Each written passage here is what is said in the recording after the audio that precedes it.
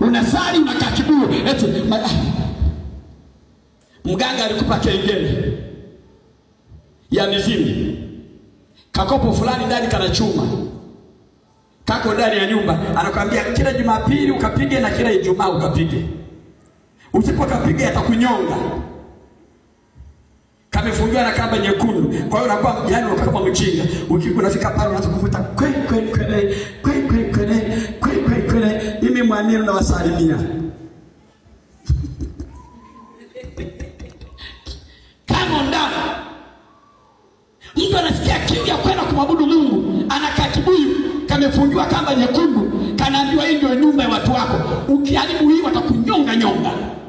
Kwa hiyo anakuwa anasali kaa kibuyu kapo, na ameambiwa kafukizie ubani, kafukizie udi, lazima na wewe unakashika unakaomba ndio Mungu wako.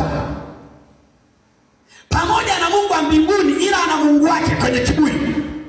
Anaambiwa shariki usiende kwenye biashara bila kumwomba Mungu wako. Anakashika anasema Mungu naenda kwenye biashara. Yaani wewe ni chizi kweli. Na akienda kanisani anasema Baba wa mbinguni, kwa jina Baba na Mwana Mtakatifu na kuomba Mungu. Sasa yupi Mungu kati hao wawili, wa kwenye kibuyu au wa mbinguni? Halo. Hebu sema saa ya kutumikishwa imekwisha. Yesu alikuja kuwaweka mateka huru. Wewe ni mateka. Ndio maana ukiambiwa tuleta kuku mweupe, nyumbani kwako unakula dagaa, unatoa 30,000, unakunua kuku, inachinjwa damu, nyama anakula mganga, wewe fala sana.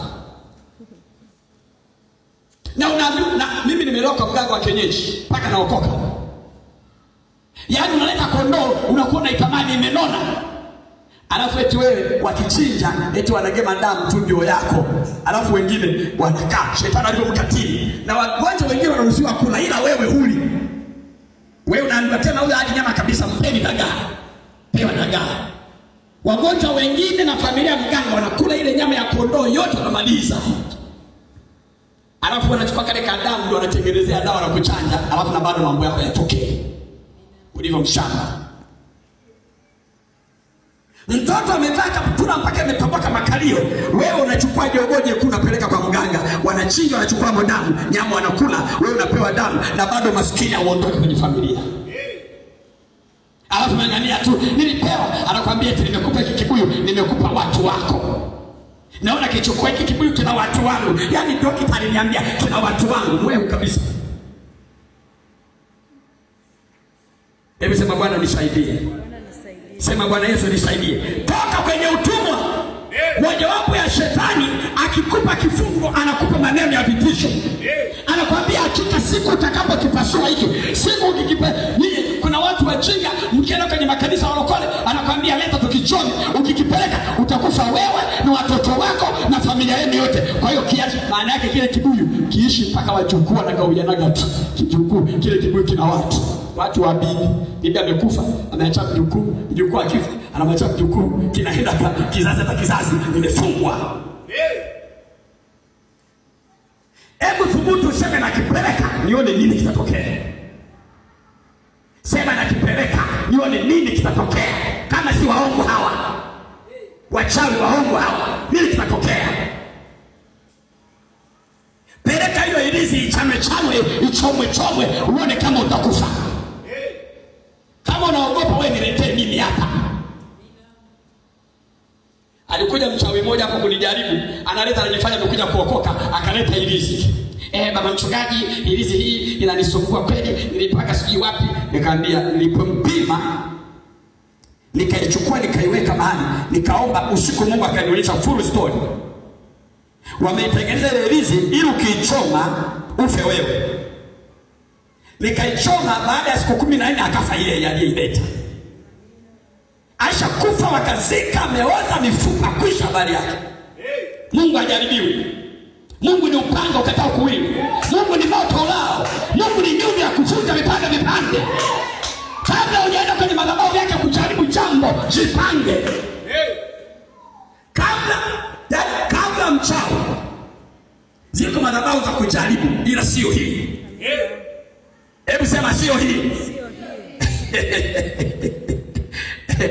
Akijaribu hapa tukimhurumia sana tunampa mwaka. Ataona. Akitani. Akijidai mbona nipo, wanasema tu anapiga mbona nipo. Tunakukuruka naye, tunafunga siku 30, anakwenda mautini. Hatuna uchawi wala uganga, ila tuna nguvu zake.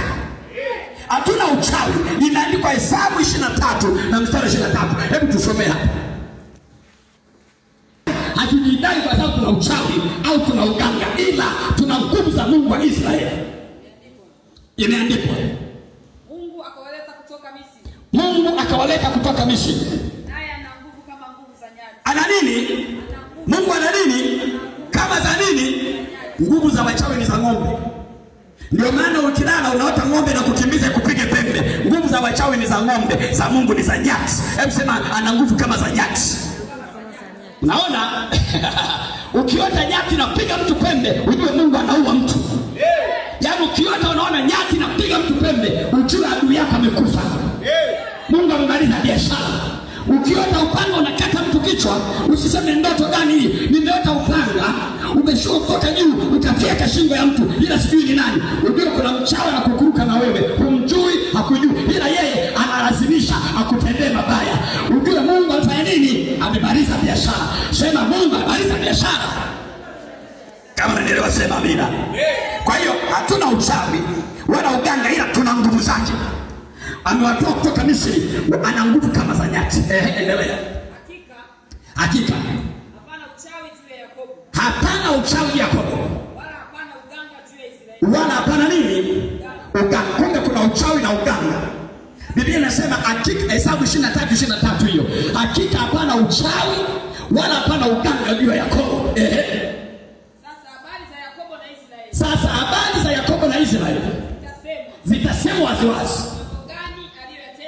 Ni mambo gani aliyotenda Mungu? Tazama watu hawa wanaondoka kama simba. Tazama watu hawa, watu wa nani? Watu wa Mungu wanaondoka kama simba. Na kama simba ajiinue nafsi yake. Na kama simba ajiinue nafsi yake. Hatalala. Hata atakapokula mawindo. Na kunywa damu yao waliouawa. Piga Bwana makofi, haleluya.